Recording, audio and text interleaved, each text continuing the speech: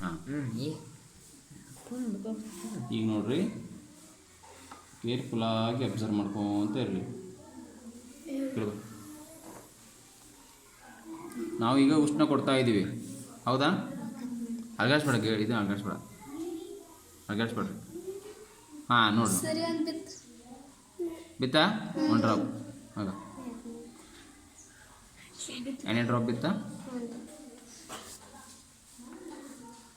ಬೇಡ, ಯಾಕೆ ಮಾಡ್ತೀವಿ?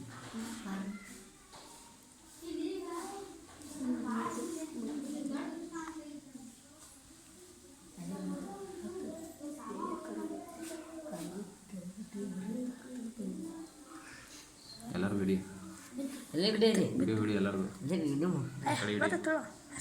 ಕಡೆ ನೋಡಿ. ಇದು ನೋಡಿಲಿ ಉಷ್ಣ ವರ್ಗಾವಣೆ.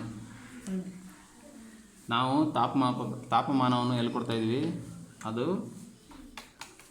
ಕೊನೆಯದಲ್ಲಿ ಕೊಡ್ತಾ ಇದ್ವಿ, ಕೊನೆಯ ಭಾಗದಲ್ಲಿ. ಬಟ್ ಇಲ್ಲಿರುವಂಥ ಮೇಣ ಏನಾಗ್ತಾಯಿದೆ? ಕರಗ್ತಾ ಇದೆ.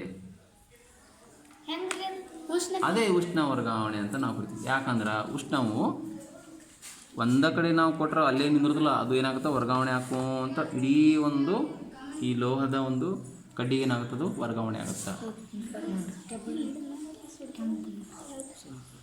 ತಿಳಿತೈತಿ.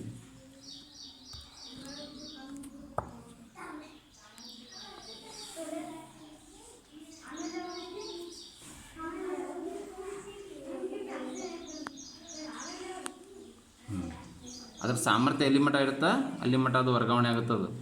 ಯಾಕಂದರೆ ಹೀಟ್ ನಾವು ಎಷ್ಟು ಕೊಡ್ತೀವಲ್ಲ ಆ ಪ್ರಮಾಣದ ಮೇಲೆ ಈ ಒಂದು ಕಡ್ಡಿ ಏನಾಗುತ್ತೆ? ಹೀಟ್ ಅದೇನಾಗುತ್ತೆ? ಬಿಸಿ ಹಾಕುವಂತ ಹೋಗುತ್ತೆ.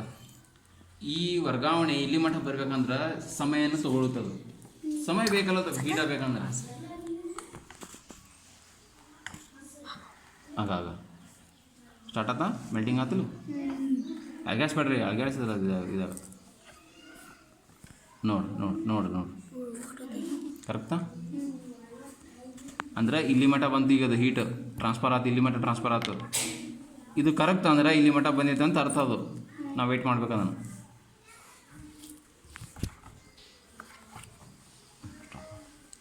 ಸ್ಟಾಪ್.